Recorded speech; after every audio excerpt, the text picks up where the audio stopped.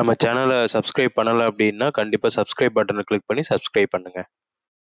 Hi friends, இந்த வீடியோவில் நம்ம என்ன பார்க்க போகிறோம் அப்படின்னா, எப்பயுமே வந்து பார்த்திங்கன்னா நம்ம இப்போ ஆஃபீஸில் லேப்டாப் யூஸ் பண்ணுறோம், இல்லை பர்சனல் கம்ப்யூட்டர் வச்சுருக்கோம் அப்படின்னா, மைக்ரோசாஃப்ட் வந்து பார்த்திங்கன்னா எவ்ரி செகண்ட் வீக் வந்து பேட்ச் வந்து ரிலீஸ் பண்ணுவாங்க. செக்யூரிட்டி பேட்ச், இல்லை வந்து பார்த்திங்கன்னா வேறு சேஃப்டி ரிலேட்டட் பேட்சஸ் எல்லாமே வந்து எப்பயுமே வந்து ரிலீஸ் பண்ணுவாங்க.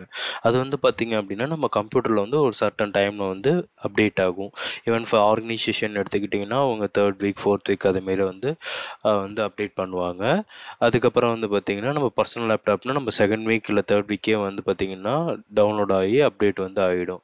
அது வந்து ஆகிடுச்சா இல்லையா, எப்படி அதை வந்து பார்க்கறது, இப்போ லாஸ்ட்டாக நம்மளோட லேப்டாப்பில் வந்து பேட்ச் அப்டேட் ஆகிருக்காங்கிறத எப்படி பார்க்குறதுங்கிறது வந்து இந்த வீடியோவில் வந்து நம்ம பார்க்கலாம்.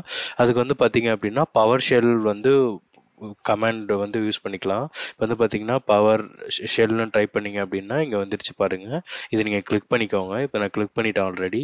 இதை கிளிக் பண்ணிங்க அப்படின்னா இதேமாரி உங்களுக்கு வந்து ஓப்பன் ஆகிடும். ஸோ இதில் வந்து நீங்கள் என்ன பண்ணணும் அப்படின்னா கெட் -hotfix அப்படின்னு வந்து டைப் பண்ணிவிட்டு என்டர் பண்ணுங்கள்.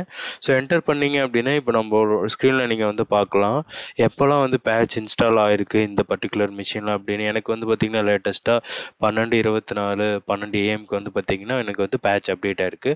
அதுமாரி ஒரு பேட்ச் என்னவோ இன்ஸ்டால்டானு வந்து பார்க்கலாம்.